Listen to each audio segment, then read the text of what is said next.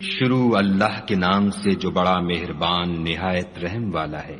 اے پیغمبر صلی اللہ علیہ وآلہ وسلم، جو عورت تم سے اپنے شوہر کے بارے میں بحث و جدال کرتی اور خدا سے شکایت رنج و ملال کرتی تھی، خدا نے اس کی التجا سن لی اور خدا تم دونوں کی گفتگو سن رہا تھا۔ کچھ شک نہیں کہ خدا سنتا دیکھتا ہے۔ جو لوگ تم میں سے اپنی عورتوں کو ماں کہہ دیتے ہیں وہ ان کی مائیں نہیں ہو جاتی، ان کی مائیں تو وہی ہیں جن کے بطن سے وہ پیدا ہوئے۔ بے شک وہ نامعقول اور جھوٹی بات کہتے ہیں، اور خدا بڑا معاف کرنے والا اور بخشنے والا ہے۔ اور جو لوگ اپنی بیویوں کو ماں کہہ بیٹھیں پھر اپنے قول سے رجوع کر لیں تو ان کو ہم بستر ہونے سے پہلے ایک غلام آزاد کرنا ضرور ہے۔ مومنو، اس حکم سے تم کو نصیحت کی جاتی ہے، اور جو کچھ تم کرتے ہو خدا اس سے خبردار ہے۔ جس کو غلام نہ ملے وہ مجامعت سے پہلے متواتر 2 مہینے کے روزے رکھے۔ جس کو اس کا بھی مقدور نہ ہو اسے 60 محتاجوں کو کھانا کھلانا چاہیے۔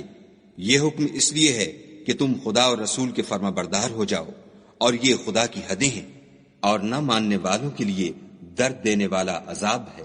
جو لوگ خدا اور اس کے رسول کی مخالفت کرتے ہیں وہ اسی طرح ذلیل کیے جائیں گے جس طرح ان سے پہلے لوگ ذلیل کیے گئے تھے، اور ہم نے صاف اور صریح آیتیں نازل کر دی ہیں۔ جو نہیں مانتے ان کو ذلت کا عذاب ہوگا۔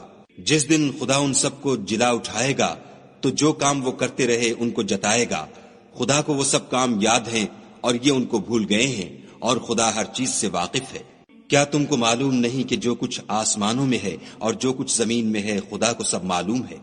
کسی جگہ 3 شخصوں کا مجمع اور کانوں میں صلاح و مشورہ نہیں ہوتا مگر وہ ان میں چوتھا ہوتا ہے، اور نہ کہیں 5 کا مگر وہ ان میں چھٹا ہوتا ہے، اور نہ اس سے کم یا زیادہ مگر وہ ان کے ساتھ ہوتا ہے، خواہ وہ کہیں ہوں۔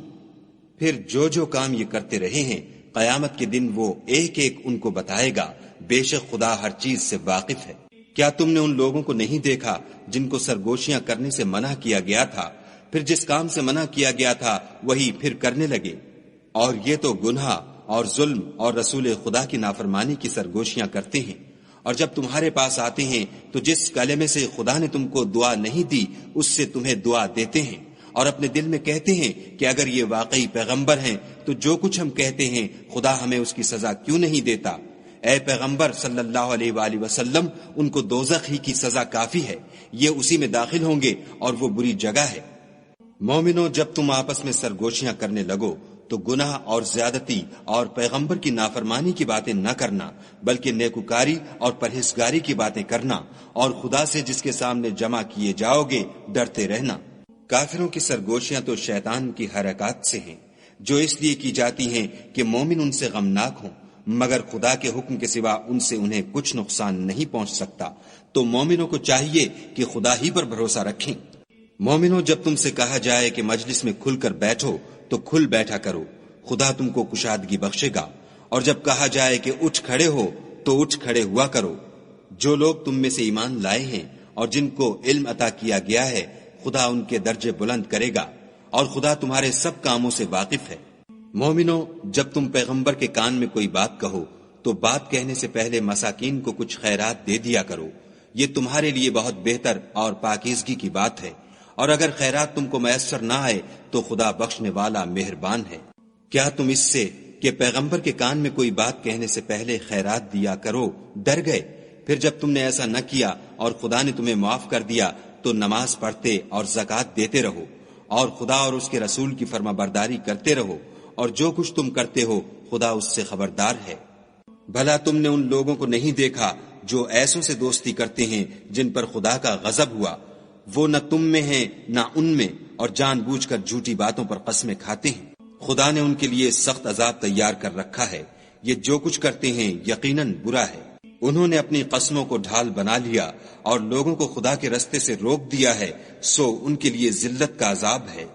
خدا کے عذاب کے سامنے نہ تو ان کا مال ہی کچھ کام آئے گا اور نہ اولاد ہی کچھ فائدہ دے گی۔ یہ لوگ اہل دوزخ ہیں، اس میں ہمیشہ جلتے رہیں گے۔ جس دن خدا ان سب کو جلا اٹھائے گا تو جس طرح تمہارے سامنے قسمیں کھاتے ہیں اسی طرح خدا کے سامنے قسمیں کھائیں گے، اور خیال کریں گے کہ ایسا کرنے سے کام لے نکلے ہیں۔ دیکھو یہ جھوٹے اور برسرے غلط ہیں۔ شیطان نے ان کو قابو میں کر لیا ہے اور خدا کی یاد ان کو بھلا دی ہے۔ یہ جماعت شیطان کا لشکر ہے، اور سن رکھو کہ شیطان کا لشکر نقصان اٹھانے والا ہے۔ جو لوگ خدا اور اس کے رسول کی مخالفت کرتے ہیں وہ نہایت ذلیل ہوں گے۔ خدا کا حکم ناطق ہے کہ میں اور میرے پیغمبر ضرور غالب رہیں گے، بے شک خدا زوراور اور زبردست ہے۔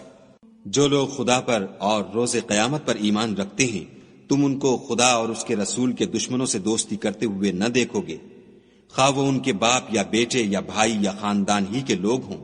یہ وہ لوگ ہیں جن کے دلوں میں خدا نے ایمان پتھر پر لکیر کی طرح تحریر کر دیا ہے اور فیض غیبی سے ان کی مدد کی ہے، اور وہ ان کو بہشتوں میں جن کے تلے نہریں بہ رہی ہیں داخل کرے گا، ہمیشہ ان میں رہیں گے۔ خدا ان سے خوش اور وہ خدا سے خوش۔ یہی گروہ خدا کا لشکر ہے، اور سن رکھو کہ خدا ہی کا لشکر مراد حاصل کرنے والا ہے۔